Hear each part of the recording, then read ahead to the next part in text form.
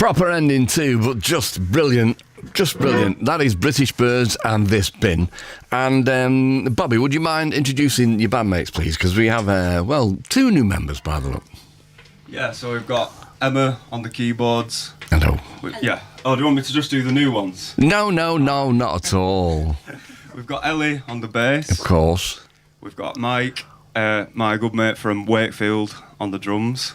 Hello. We've got James. He just turned up. He's on the tambourine tonight. The funny thing was, he just turned up last week when Little Barry was on as well, with Malcolm Cato hoping to play tambourine, and we didn't let him in. So you're more generous than Little Barry and Mike Cato.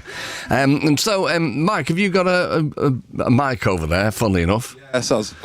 Because normally they don't allow drummers to have microphones in this studio. It's just the way it is. It's a rule that the SMs have got, the engineers.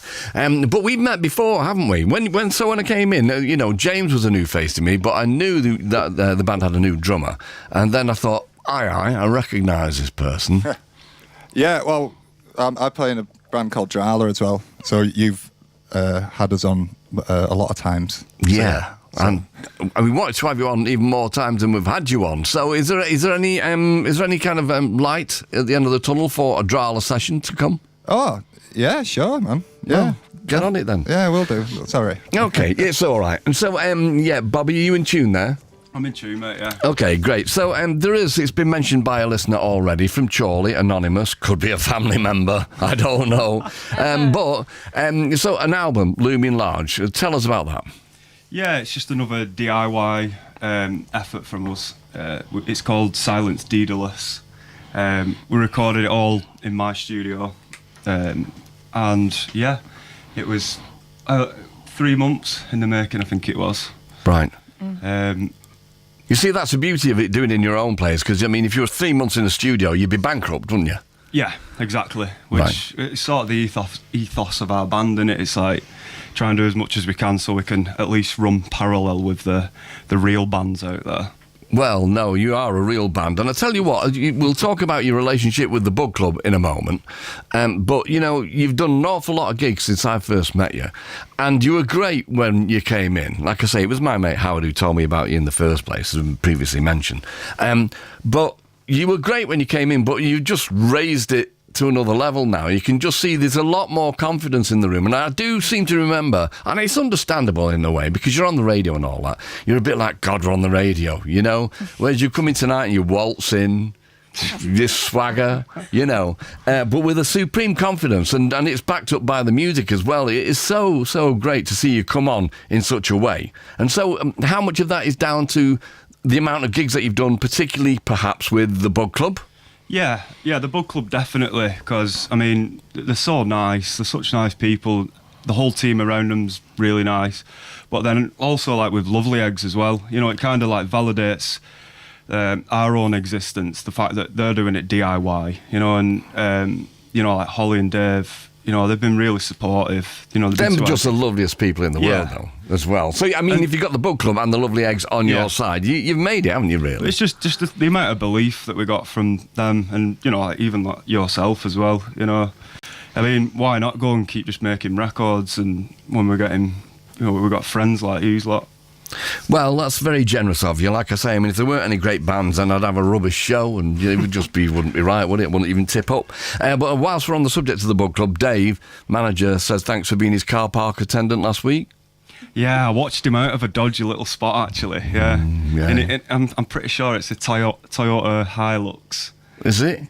Yeah, super agricultural vehicle. What, a tractor?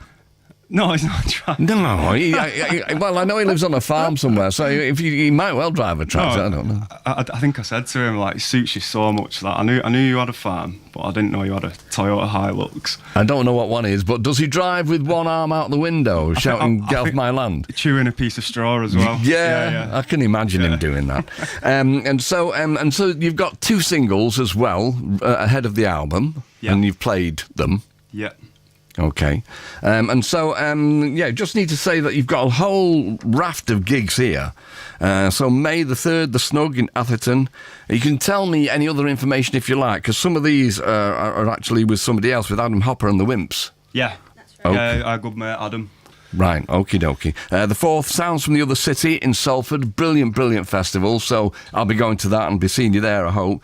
Focus in Wrexham on the 10th of May. The 23rd, Bowland Bikes, Clitheroe. 24th, Dream Bags, Jaguar Shoes, London. Is that right? Yeah. Is that a bit of product placement going on there? I think apparently it used to be 2 shops, one called Dream Bags and one called Jaguar Shoes, and now it's like knocked into one. That's my understanding of it. So it sells anyway. bags and shoes? Used to, yeah, apparently. It's a club now then? Yeah, Oh, it is, yeah. we got there in the end. Delicious Clam in Sheffield on the 25th of May into June. The 6th and 7th, is it, Carmarthen? The Slush Festival. Yeah. And we've got the 13th, Westgate Common, Wakefield, with the research. So, Mike, this is get your microphone back, mate. Twice in one night, aren't you lucky? So you've set up a club, because I've been to Wakefield for a gig at the Hop, which was Metronomy, which was back in the day, and was such a great night. But you were telling me that it's kind of a bit bereft of gigs at the moment, Wakefield. So you're doing your bit? Yeah, well, we're just starting a new gig night, so this is the first one, and it's at Westgate Common Working Men's Club. It's like down bottom end of Westgate.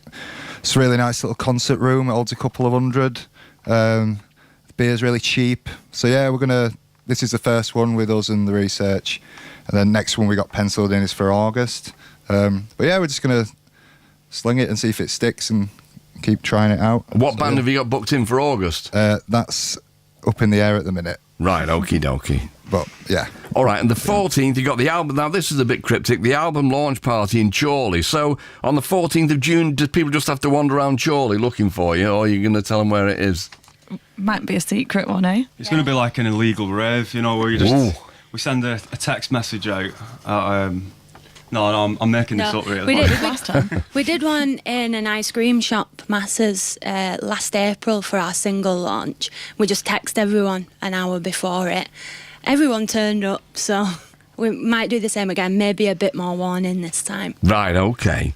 Don't see local press for details. August 9th and 10th, Preston Pop Festival. There's more dates coming ahead of all that. I'm not at all surprised, because as I say, you're blooming great. You are British Birds. You've got 2 more tunes to do for us, so what would they be? This one's called Please Close the Curtains, and this is off the new record, Great. Silence Daedalus. Thank you.